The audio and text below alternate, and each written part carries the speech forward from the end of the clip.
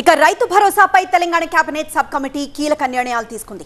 రైతు భరోసా నుంచి వ్యవసాయం చేయని భూములను తొలగించాలని డిసైడ్ అయింది.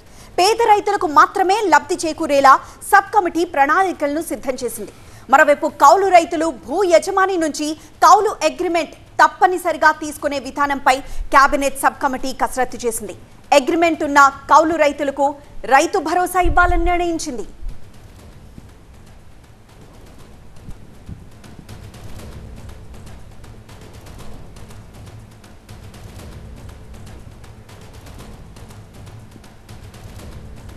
మరింత సమాచారం మా ప్రతినిధి శ్రవణ్ అందిస్తారు. శ్రవణ్, కౌలు రైతుల అగ్రిమెంట్ లో ఎలాంటి క్లాజెస్ కంపల్సరీ, మరోవైపు వ్యవసాయం చేయని భూములను ఎలా గుర్తించబోతున్నారు?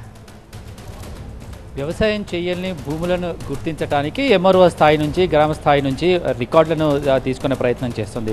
గత ప్రభుత్వ హయాంలో భూమి ఉన్న ప్రతి ఒక్కరికి కూడా అది వ్యవసాయం చేసినా చేయకపోయినా, పోడు భూములున్నా లేదంటే కొండలు గుట్టలు ఉన్నా లేదంటే ఫామ్ ల్యాండ్స్ లాగా వెంచర్లు వేసి ఉన్నా కూడా అక్కడ పట్టా పొందినంటే 100 గజాలు 200 గజాలు 300 గజాలు పొందిన ఫామ్ ల్యాండ్స్ లాగా ఇన్వెస్ట్మెంట్ రూపంలో కొని అక్కడ వ్యవసాయం ఉండదు, కేవలం రియల్ ఎస్టేట్ వెంచర్ ఉంటుంది, కానీ అవి ఫామ్ ల్యాండ్స్ రూపంలో ఉంటాయి. అటువంటి ఫామ్ ల్యాండ్స్ 200 గజాలు 300 గజాలు పొందిన వారికి కూడా రైతు భరోసా కింద డబ్బు వచ్చిన సిచ్యువేషన్స్ ఉన్నాయి. కానీ ఈసారి ఈ ప్రభుత్వము ఖచ్చితంగా పేదవారికి, పేద రైతులకు, చిన్న సన్నకారు రైతులకు రైతు భరోసా అనేది చేయూత పథకం లాంటిది. చేయూత పథకం అనంటే ఎవరైతే ఆర్థికంగా వ్యవసాయంలో ఇబ్బంది పడుతున్నారో వాళ్ళకు ఒక చేయూత ఇవ్వాలి, ఒక ఊతం లాంటిగా ఇచ్చే ఈ పథకం కాబట్టి ఖచ్చితంగా అర్హులను మాత్రమే గుర్తించి అర్హులకు మాత్రమే రైతు భరోసా కల్పించాలని ప్రభుత్వం కేబినెట్ సబ్ కమిటీలో ప్రధానంగా చర్చించింది. ఇందులో భాగంగా ఎటువంటి అంశాలను, క్లాజులను చేర్చాలి, దానికి సంబంధించిన ఎటువంటి కసరత్తు జరగాలి, ప్రధానంగా రైతుల నుంచి, రైతు సంఘాల నుంచి, మేధావుల నుంచి, ఇలా ప్రతి ఒక్కరి నుంచి వచ్చిన అభిప్రాయాలను సేకరించి మెజారిటీ అభిప్రాయాలనే గైడ్లైన్స్లో పెట్టాలని ప్రభుత్వం నిర్ణయించింది. అట్ ద సేమ్ టైం పూర్తిగా అర్హులను మాత్రమే గుర్తించాలి. ఇక కౌలు రైతులకు సంబంధించిన డేటా ప్రభుత్వం వద్ద లేదు.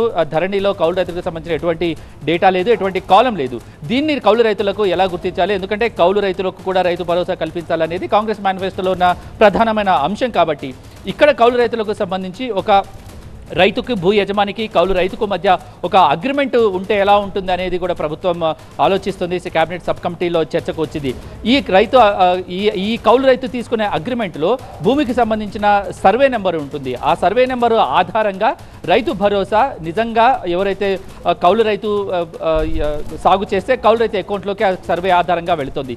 ఈ మొత్తం రికార్డ్ని కూడా స్థానికంగా ఉండే ఎంఆర్ఓ ఆఫీస్లో కౌలు రైతు అగ్రిమెంట్ డాక్యుమెంట్ ఏదైతే ఉంటుందో ఖచ్చితంగా అతను సమర్పిస్తే, కౌలు రైతు దాన్ని సమర్పిస్తే ఆ డేటాబేస్ ఆధారంగా కూడా కౌలు రైతులకి రైతు భరోసాని అందించేందుకు ఒక మార్గం ఉంటుంది. రెండో మార్గంగా కూడా ఇప్పటివరకైతే రైతు భరోసాను డైరెక్ట్గా రైతుల అకౌంట్లోకి వేస్తున్నారు. అతను ఇక్కడ 100 ఎకరాల నుండి 50 ఎకరాల నుండి ఎన్ఆర్ఐగా స్థిరపడ్డా కూడా అతని అకౌంట్లోకి డబ్బులు పడుతున్నాయి. ఇప్పుడు ఆ విధానానికి చెక్ పెట్టాలని ప్రభుత్వం భావిస్తోంది. అందుకు అనుగుణంగానే ఈ రైతు భరోసాని డైరెక్ట్గా రైతుల అకౌంట్లో వేయకుండా ఎప్పుడైతే రైతు పండించిన పంటను, అది కౌలు రైతు అయ్యుండొచ్చు, భూ యజమాని అయితే ఎవరైతే పంటను పండిస్తారో అతను మాత్రమే సరుకుని మార్కెట్కు తీసుకొచ్చి తరలించి అమ్మే ప్రయత్నం చేస్తారు. ఈ స్టేజ్లో పంట వేసిన తర్వాత స్టేజ్లో కాక పంట పండిన తర్వాత ఆ పంట మార్కెట్కి వచ్చి మార్కెట్ నుంచి ప్రభుత్వం కొనుగోలు చేసి, లేకుంటే వేరే ఇతరత్ర కొనుగోలు ప్రక్రియలో ఈ రైతు భరోసాకు సంబంధించిన నిధులను అందులో సబ్సిడీగా ఇవ్వటమో లేకుంటే ఎక్కువగా ధరను చెల్లించడమో ఇలాంటి అంశాలు చేస్తే ఎలా ఉంటుంది? ఎందుకంటే ఒకవేళ రైతు భరోసాకు సంబంధించిన డబ్బు రైతుల అకౌంట్లోకి వెళితే అది ఖచ్చితంగా వ్యవసాయ అవసరాలకే వినియోగిస్తున్నారా లేదా అనే విషయం మీద కూడా కొంత సందేహాలున్న రైతుల నుంచి కూడా ఇటువంటి అభిప్రాయాలు వెలువడ్డాయి. చాలా సందర్భాల్లో రైతు బంధు, గత ప్రభుత్వంలో ఉన్న రైతు బంధు, ఇప్పుడు రైతు భరోసా, ఈ డబ్బులు రైతుల అకౌంట్లోకి వచ్చినప్పుడు చాలా సందర్భాల్లో వ్యవసాయానికి కాకుండా ఇతరత్ర అవసరాలకు వాడిన సందర్భాన్ని కూడా రైతుల నుంచి వచ్చిన అభిప్రాయాల్లో ప్రధానంగా చర్చకు వచ్చింది. కాబట్టి ఈ డబ్బును నగదు రూపంలో కాకుండా సబ్సిడీ రూపంలో కానీ, లేదంటే ఇతరత్ర బెనిఫిట్స్ రూపంలో కానీ, లేదంటే ఏదైనా ధరను ఎక్కువగా చెల్లించి ఈ విధంగా చేస్తే ఎలా ఉంటుంది అనేది కూడా కేబినెట్ సబ్ కమిటీ ఓవరాల్గా చర్చ జరిగింది. దీని మీద ఎటువంటి చర్చ అయితే జరిగింది, ఎటువంటి పూర్తి నిర్ణయాలు తీసుకోలేదు. మరింత కసరత్తు చేయాల్సిన అవసరం ఉందని కేబినెట్ సబ్ కమిటీ తర్వాత వచ్చిన సమాచారం. ఎస్ శ్రవణ్.